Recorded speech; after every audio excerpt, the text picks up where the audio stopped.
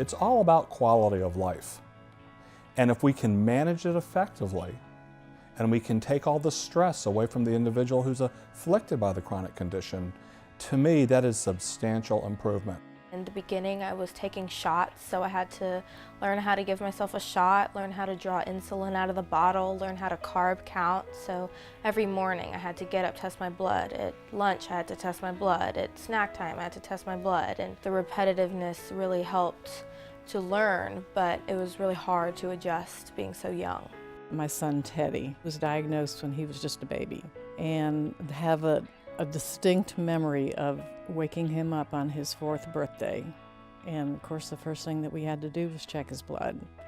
And he was awake enough to look at me and say, "Mom, I'm 4 years old now, you don't need to do this anymore." And I think what he did is, as the youngest of 5 children, he must have looked around and said, nobody else is getting their blood checked. He just decided that now that he's 4, this must be when he doesn't have to have his blood checked anymore. And by extension, he doesn't have diabetes anymore. I used to joke that Molly was too young to read, but she could read her insulin pump because she would know what the numbers said, and she could dial in carbohydrates on her insulin pump. Molly has that added layer of responsibility or accountability that 13-year-olds just don't typically have.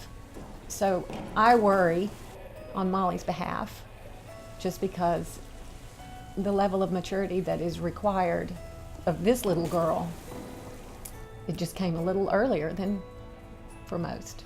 I have a monitor that can check my blood every 5 minutes, and then I have another one that gives me insulin so I don't have to take the shots anymore.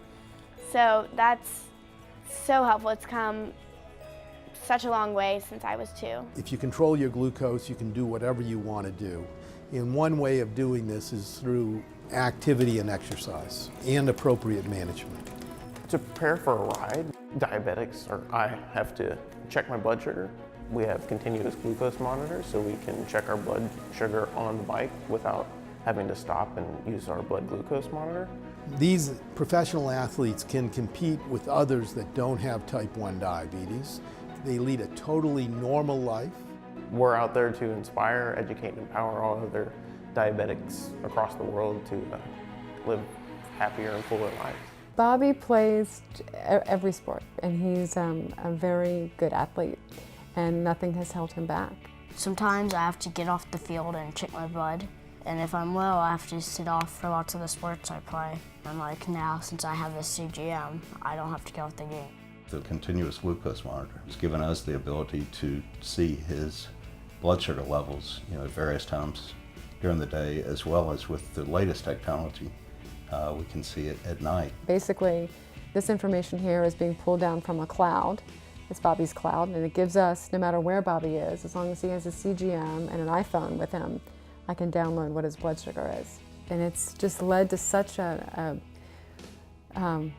great independence for him to be able to go to a friend's house by himself without his mother hovering.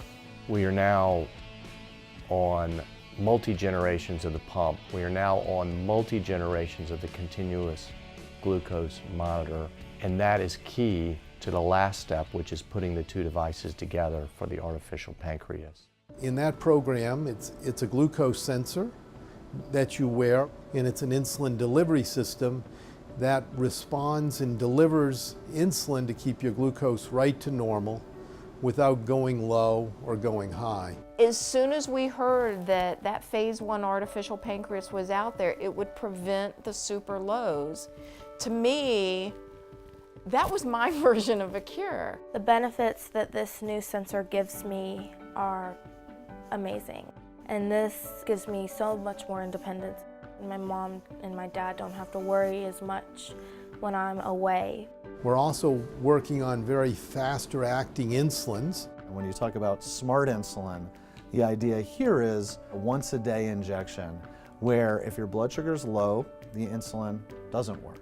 But as the blood sugar goes up, it's released as needed. And the first generation smart insulin is going into clinical trials right now. On the encapsulation front, this is really getting close to the first cure-like therapies where we'll throw away our devices and really start to walk away from type 1. These are islets that are implanted under the skin. You would have a once every 2-year implantation and not have to do anything with your diabetes in between. The research and the funding for the research is so important. The projects that are in the pipeline right now are going to be significantly changing the lives of our loved ones with type 1. I watched my sister prick her fingers thousands of times, and where we've come in 20 years through funding in the JDRF, it's just made type 1 diabetes more manageable. I wore my insulin pump all through the Miss America competition, and everybody thought that my pump was my pager. And so people would criticize me. Oh, that Miss Virginia thinks she's so important that she has to wear her pager all the time.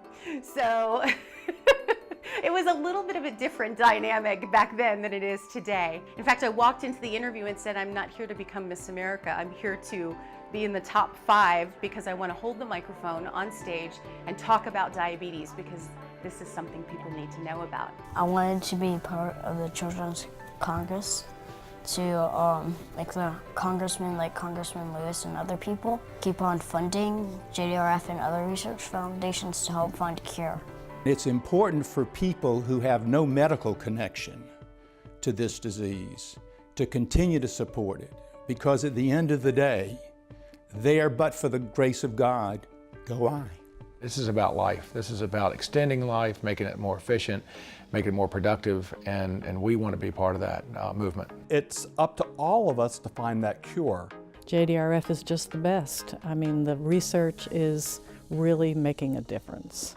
As Macklin gets more independent and living on her own and knowing that she can do this on her own without us by her side, there is hope. JDRF is just such a huge part of my life that I don't know what I would do without their support system that they've created for all of us diabetics.